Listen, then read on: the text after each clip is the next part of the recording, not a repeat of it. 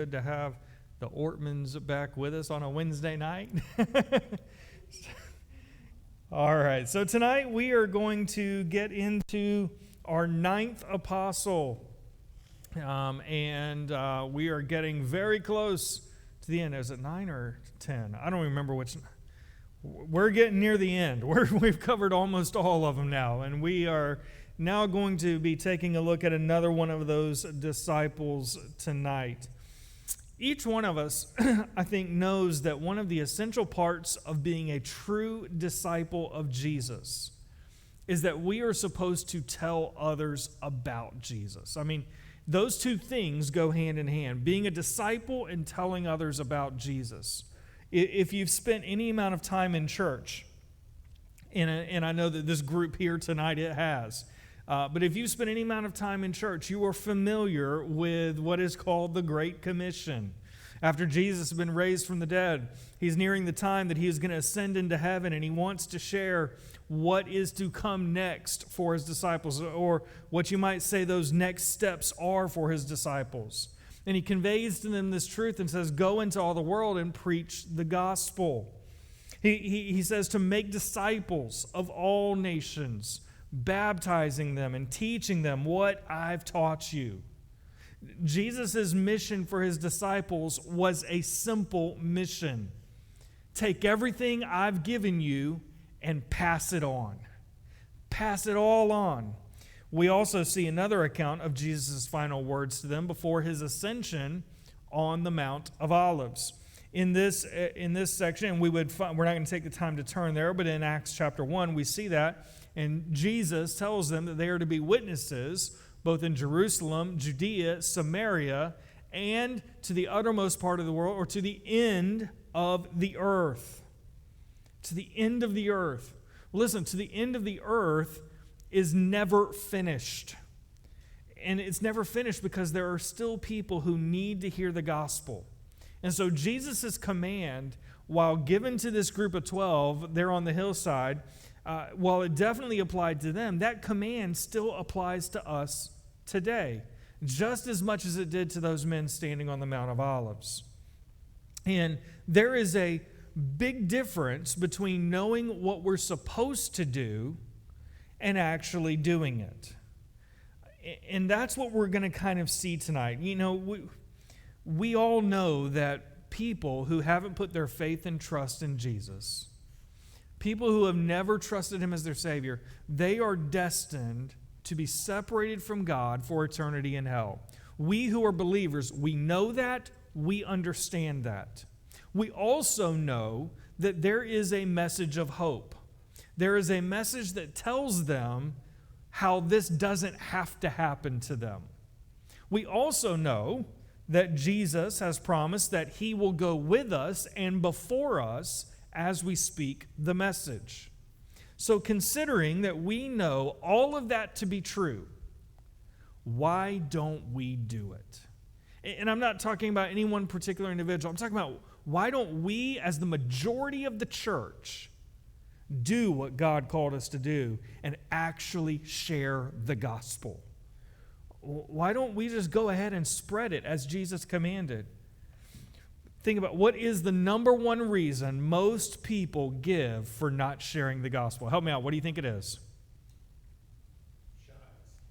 Shyness. And another word that would, why would a shy person not share the gospel?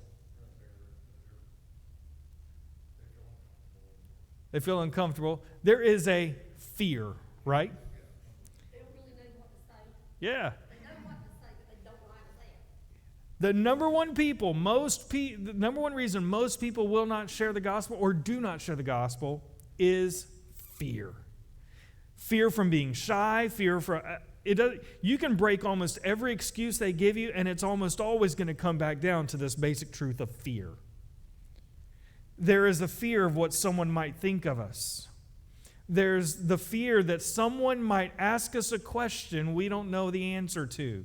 Man, I've heard that so many times over the years. You know, I'm afraid to share the gospel because what if they ask me something that I don't know how to answer? And you don't want to look like a fool as they ask you this question.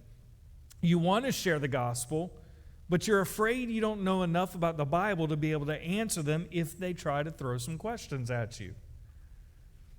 Now you know the kind of questions I'm talking about. Think about questions that are difficult to answer. Questions like this. These are the questions I think a lot of us are afraid of hearing when we begin to tell someone about Jesus. If God really loves the world, how can he send anyone to hell? Listen, I've heard that one plenty of times. And it's a hard one to answer, isn't it? If God really loves us, why would he send anyone to hell? Why can't God just overlook our sin? Why is our sin that big a deal? Maybe it's a question like this. If God is so good, why does he allow all the bad things to happen in life that happen? Those are hard questions to answer, aren't they? They are difficult. Some of them might ask a question like this. Don't all religions point to God? Now, in our minds, we can absolutely steadfastly say, no, of course they don't all point to God. But then comes the next question they're going to ask. How do you know that? That's a hard question, isn't it? How about, don't science and Christianity contradict each other? Yeah, if you get in front of a really intelligent person, that's exactly one of the questions they'll throw out to you. Is that, hey, doesn't Christianity and science, don't they kind of contradict each other? How about this question? How can Jesus be both man and God at the same time? Listen, all of those can be hard questions.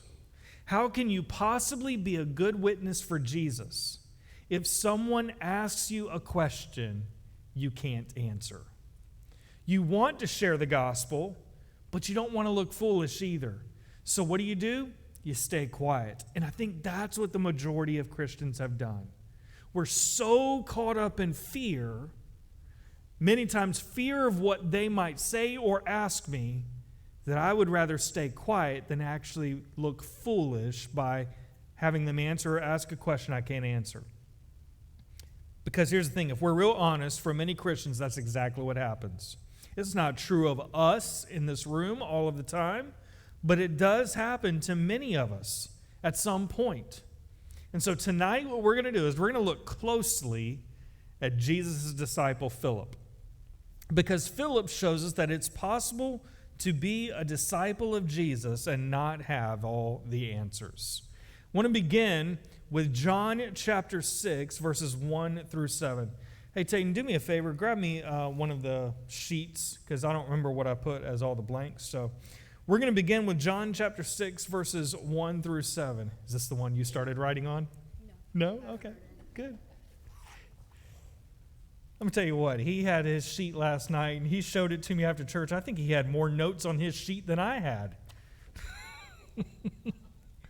Anyway, John chapter 6, verses 1 through 7. I want to begin, and we're going to start with reading just verses 1 through 4 to start. And notice what it says.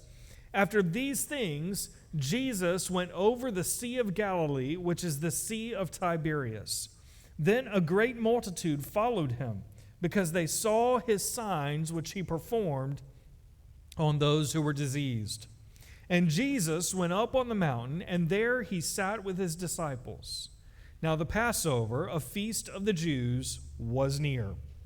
All right, so here we see Jesus. He's been out and about. He's been performing miracles. He's been healing people. He has been doing amazing, miraculous things. And as you can imagine, if somebody is doing such a thing and performing these great miracles, there begins to be a large group of people following him. Verse 5. Then Jesus lifted up his eyes, and seeing a great multitude coming toward him, he said to Philip, "Where shall we buy bread that these may eat?" Now let's stop here just for a second. Why did Jesus ask Philip this question? And what I mean by that is, why Philip? Think about it. Jesus could have said to the whole group, the Bible could have said, Jesus turned to his disciples and said, "Where shall we buy bread that these may eat?" Right? Jesus didn't do that. Jesus turns around and he singles out Philip. He says, "Philip, can you tell me where can we buy bread so that these people can eat? I think that's interesting. I think we'll kind of see why he singled Philip out here in just a minute. Verse 6. But this he said to test him, for he himself knew what he would do. By now, Philip has seen Jesus perform all kinds of miracles. He has seen the impossible done. But in this particular situation, it seems that Philip can't see a solution to the problem. He doesn't see how Jesus could possibly solve this specific situation. All Philip sees is a problem with no solution. Listen, I've talked in a little bit of jest about The Chosen, and we've talked about how The Chosen made Matthew out to be a little bit the way he was. I almost think from this passage that maybe it wasn't Matthew who had Asperger's, but maybe Philip might have had a touch of it. Because let me share with you, if you read between the lines and what goes on here, you can almost see Philip trying to do the math in his head. Philip is scanning the crowd, and you can almost picture Philip trying to count all the people. And you say, okay, there's 100 in this, 100 in this line, 100 in this line. Okay, and he starts doing the math in his head, and he's getting there, and he's doing this math, and he's trying to get a good guess on how many people he thinks there are. Then he sees more people come up, and finally he gets what he thinks is the right number, and he adds up all the costs in his head, and then he finally has a response to Jesus. Verse 7, Philip answered him, 200 denarii worth of bread is not sufficient for them, that every one of them may have a little. See, now Philip's reply is interesting because he uses this phrase, this 200 denarii. It sounds like, oh, that's just a nice round number he probably used. It was actually a very specific number. He's being specific in what he's saying. He could have put it any way he wanted to, but he's basically saying, Jesus, even if we had 8 months worth of wages, 200 denarii would be 8 months worth of wages for one person. That wouldn't be enough to give this crowd even a little bit of food. Philip knows the cost of food. And he's looking at it, he's done the math, and he's like, even if we worked for 8 months, we wouldn't have enough food to give everyone even just a little bit. And so this is where Philip's at. It's the specific number that he gives, but it's an answer that totally forgets who Jesus is and how Jesus works. Here's the important thing to remember here, and I've given you this blank here. Philip is a disciple, but he's a disciple who doesn't have all the answers. He doesn't have all the answers. So we see Philip here, and Philip clearly does not have all the answers. He thinks he doesn't see the big picture. Let's look at this next passage that involves Philip. And here we find in John chapter 14, we find another passage that involves Philip, and we see Jesus here during the Last Supper. So here Jesus is, the Last Supper is taking place, and he's giving his disciples some final teachings before he would be taken to be crucified. Just picture this is the day before he's about to be crucified, all right? So John chapter 14, verses 1 through 8. And again, let's go verse 1 through 4 to start here. Let not your heart be troubled. You believe in God, believe also in me. In my Father's house are many mansions. If it were not so, I would have told you. I go to prepare a place for you. And if I go and prepare a place for you, I will come again and receive you to myself, that where I am, there you may be also. And where I go, you know, and the way you know. And then, of course, good old Thomas. Thomas has to interject. By the way, Thomas will be the last disciple we look at in our series. But Thomas comes in, and Thomas interjects. Verse 5, Thomas said to him, Lord, we don't know where you're going, and how can we possibly know the way? I added possibly there. Jesus said to him, verse 6, I am the way, the truth, and the life. No one comes to the Father except through me. If you had known me, you would have known my Father also, and from now on you know him and have seen him." Jesus has been showing them the way for 3 years. He is the way.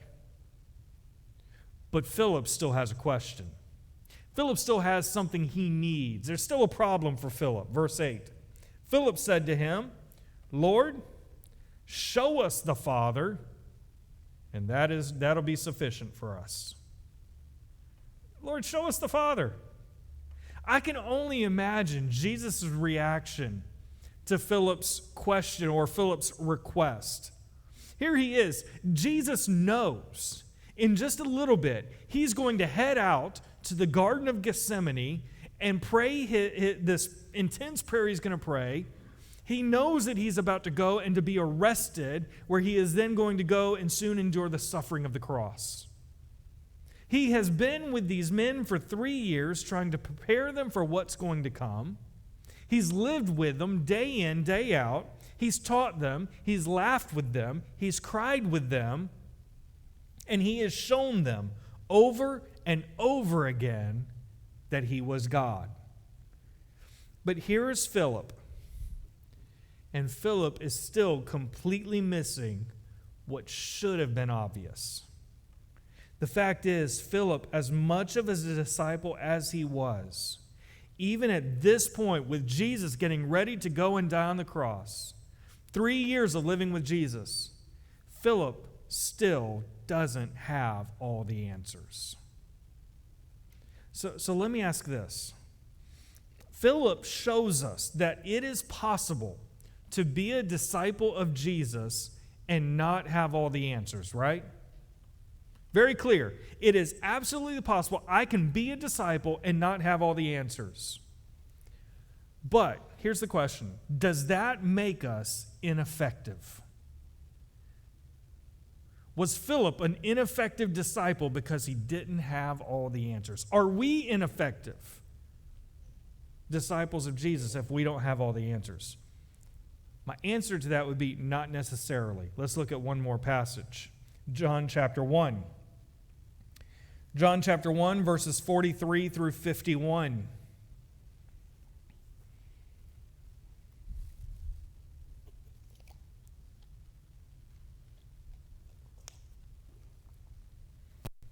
John 1, verse 43, the following day, Jesus wanted to go to Galilee, and he found Philip and said to him, "Follow me."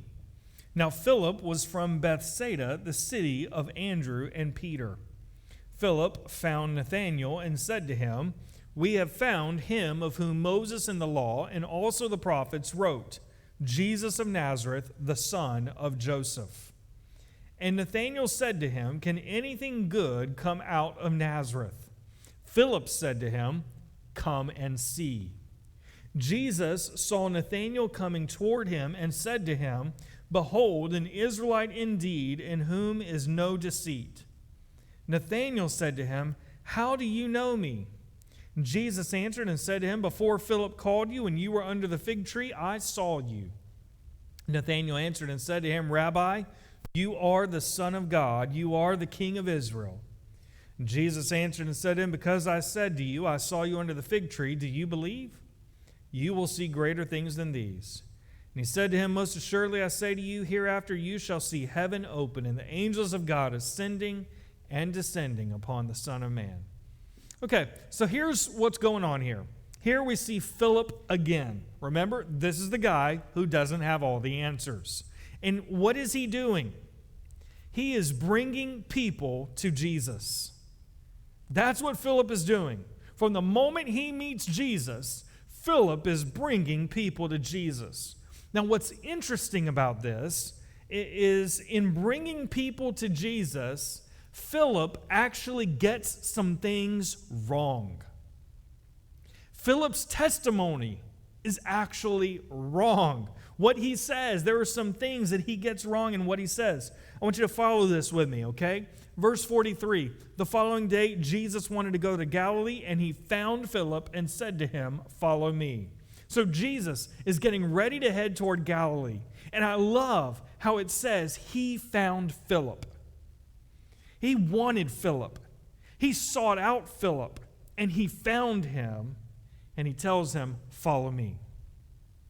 Verse 45, Philip found Nathanael and said to him, "We have found him of whom Moses in the law and also the prophets wrote, Jesus of Nazareth, the son of Joseph." There's an implication here that as he is talking, now Philip is a man that, from what we can understand, he is a man who thinks from a logical perspective. He's a man who has learned in the law a little bit. And so as he is thinking about what the law says, he comes to Nathanael, who, if you remember back to our talk about Nathanael, was found under the fig tree, which was usually where many scribes and people would go to study the scriptures. And so here's two people who both have a love for the law. And Philip comes to Nathanael and says, "Hey, Nathanael, we have found him. We have found the person that the prophets wrote about. We have found the person, the prophets, of whom they wrote, Jesus of Nazareth, the son of Joseph." There's two things he gets wrong here. First, Jesus is technically not the son of Joseph, is he? No. But that's exactly what he declared to Nathanael. It's like, hey, Nathanael, we found the Messiah, Jesus of Nazareth, the son of Joseph. Jesus is the Son of God who was born of Mary. In his willingness to share the good news of Jesus, he actually gets it wrong. But do you see, in the grand scheme of the story, that's okay.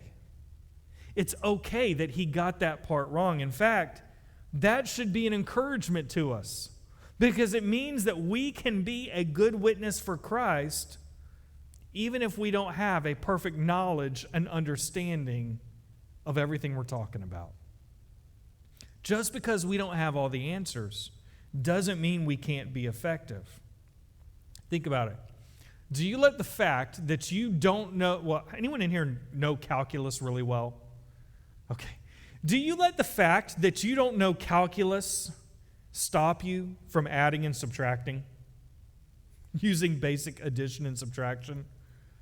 No. You don't know all the details of calculus, but you do know how to add and subtract, so guess what you do? You use that in your everyday life for the most part. Most of us do. We can't let unanswered questions keep us from talking about things that we are sure of either.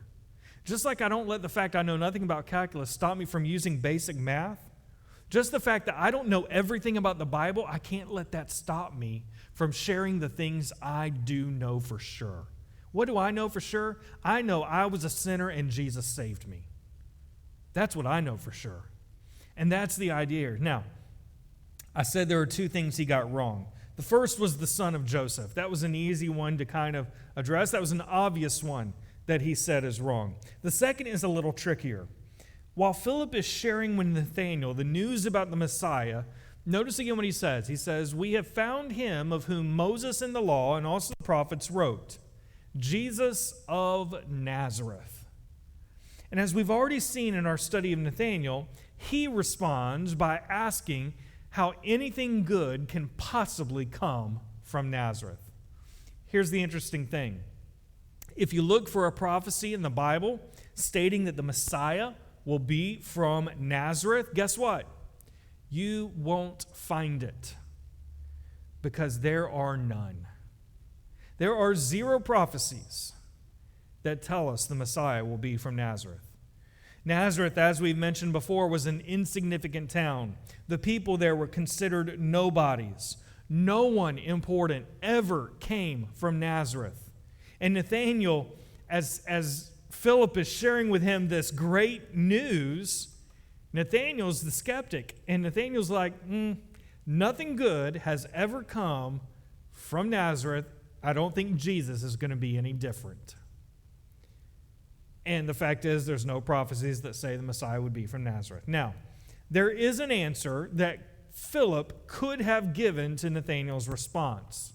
And I think if Philip had known the answer, he would have answered Nathanael. Think about it. He could have said something like this: "Oh, Nathanael, you're right. Nothing good has ever come from Nazareth." But here's the kicker, Nathanael. Jesus isn't actually from Nazareth. He wasn't born there. His family moved back there when he was a baby, when he was a boy. Get this, Nathanael. He was actually born in Bethlehem.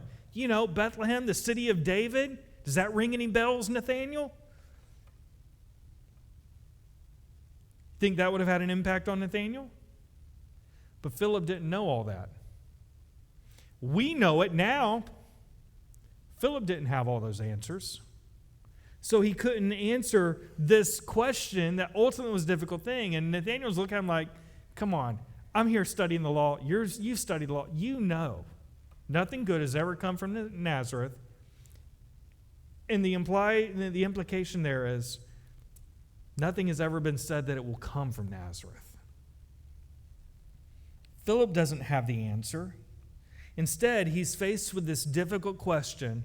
He's faced with one of these questions that so often keeps us from sharing the gospel. But Philip doesn't let it stop him. Philip doesn't argue with Nathanael. Instead, he gives the very best argument that he can think of in the moment.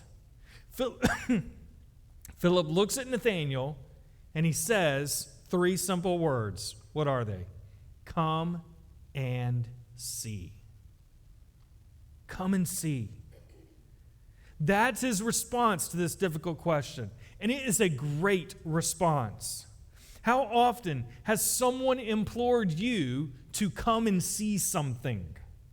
Usually they'll say something incredible and you don't believe it. So they say, here, come look, come and see. Let me give you a nice little example of this. I've had several people over the last few years that I've been at this church tell me, oh, you have got to watch The Office.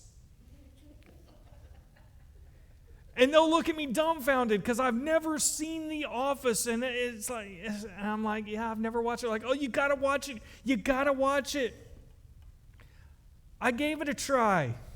I watched 2 episodes and I was like, this is kind of dumb. I think I laughed one time and I turned it off. But you know why I did that? Because people told me over and over, hey, you got to check this out. I'll flip that on the other side. I've had several people in this church say, hey, you need to watch The Chosen. You got to watch it. It's great. And so I will tell you, I went in watching it with my skeptical mind, because those of you that know me well, you know that I can be very critical of things, clearly, because I know some of you are looking at me like, how can you not like The Office right now? But as I watched The Chosen, I was like, hey, this is pretty good. Yeah, there's some stuff that's not quite right, but it is pretty good. It gives some valuable insight. I like what they did here. And I'll see this part, and I'm like, hey, I like what they did here. And it stirs the emotion a little bit. You see, that's what happens. We hear people, and they'll come to us, and they'll say, come and see. When someone says, come and see, it sparks curiosity, right? It sparks our curiosity within us. Hey, Dad, come and see what I can do. And guess what Dad's got to do? Dad's got to look and see, okay, what is it that Junior says he can do now? Hey, honey, come and look. The baby is walking. Oh, curiosity piqued. I need to go see. The baby's walking. Hey, I just got a new car. Come and see it, right? Listen, never underestimate the power of curiosity. Never underestimate that power of curiosity. Curiosity is stronger than skepticism. That's why Nathanael goes with Philip. His curiosity outweighed his skepticism. The end result is Nathanael ends up confessing that Jesus is the Son of God and then follows Jesus. You know, we worry about all the questions that people can ask us. And I'm just, I'm going to take a quick time out. And I just want to say this because to me this is so important. I want you to understand as I say this about piquing people's curiosity and saying, come and see. I'm talking about doing this with the lost world around us. Here's what I think is happening too much in the church. We don't tell the lost world around us, come and see what's happening in our church. We don't tell the lost world around us, hey, come and see what God is doing here. We don't say, come and see what God has done in my life and what God is doing and the people are here. You know what we do? We find people who are going to other churches who are dissatisfied and we say, hey, why don't you come and see what's going on at our church?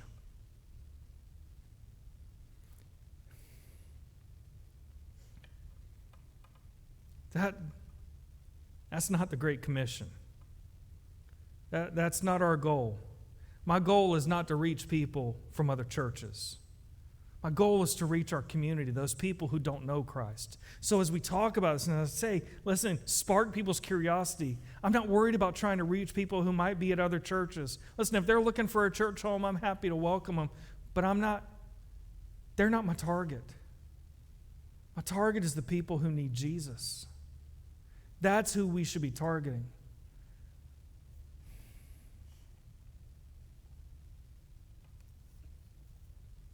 We can worry about all the questions that people can ask us, but I've really heard of very few people turning to Jesus because they got talked into it.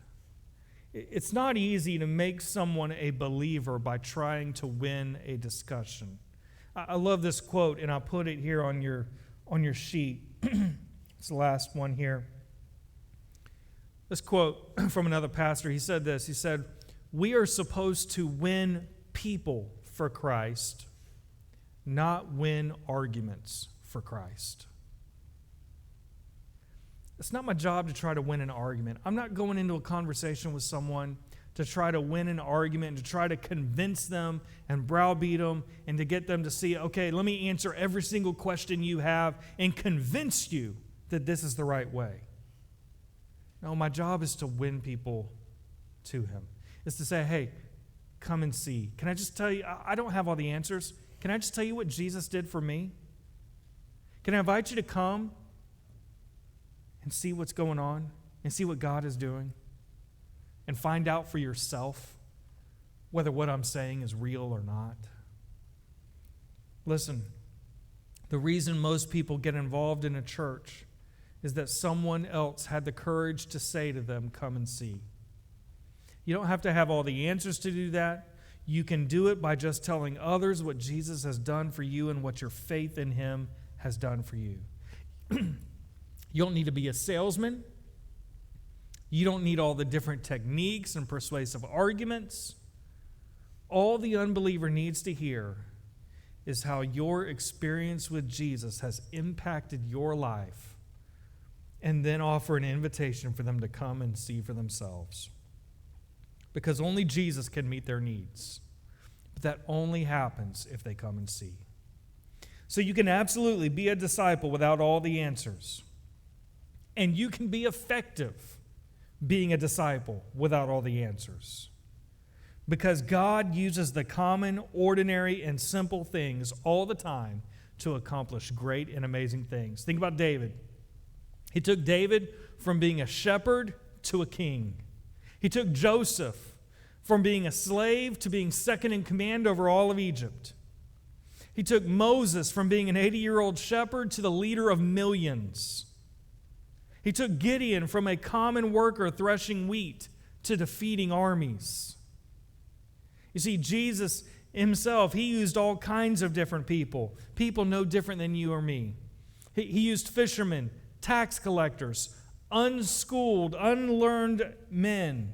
And He took these people and He changed their lives and He used them to change the world forever. So don't say that you can't be an effective disciple. I don't care who you are in this room, you can be an effective disciple even if you don't have all the answers. You don't have to be exceptional, you just have to be usable. Listen, we live in a world that is skeptical of God, that's skeptical of the Bible, and is skeptical of the church. And you know what? A lot of people have a great reason to be skeptical. A lot of people were forced to go to Sunday school as a kid, And as soon as no one could force them anymore, what did they do? They just got out as quick as they could. They don't want any part of it because to them it was all boring. So they're skeptical that there's anything real in the church. Maybe they're skeptical because they find the church painful because they felt like they didn't fit the mold. And because they didn't fit the mold of the church, they were hurt and rejected. Maybe they were let down by the church when they needed help the most, and the church wasn't there for them. Maybe they were burnt out on church because they were overused. Or maybe they were ignored by the church and underused. Listen, the reality is a lot of people have the same opinion today as Nathanael had. What good can come from Nazareth? In today's society, it would be what good can come from the church and from God. Listen, we can't have an answer for all the skepticism people may have, but we can appeal to their curiosity. And we can say, come and see. Come and see what real Christian love and what real Christian faith actually looks like. Come and see the hope that you can find in Jesus. Just come and see. Each of us here has our own story of how we came to faith in Jesus. We have our own story of how Jesus has changed our lives, and that's what people need to hear. They're looking for purpose. They're looking for meaning in their lives. They want to believe in something. They just need that invitation to come and see. Heavenly Father, thank you so much for the opportunity to come and to be here this evening. Father, thank you for this example of Philip. God, I know that many of us can identify with Philip. Lord, we look at ourselves and we consider ourselves to be disciples who don't have all the answers. And we're afraid to do the things you've called us to do because it puts us in a place where we feel like we're not equipped, we're not ready, we're not capable. And yet, God, you have not called us to be the knowledge bearers of everything. You have called us to just simply be a messenger that says, come and see. Help us to be the disciple that says, it doesn't matter whether I know all the answers. It doesn't matter whether I feel like I can answer every question. I'm just going to tell people what you've done for me, and then I'm going to invite them to come and see it for themselves. God, may that be what we are in our church. In Jesus' name, amen. All right. Thank you for coming tonight, and look at that.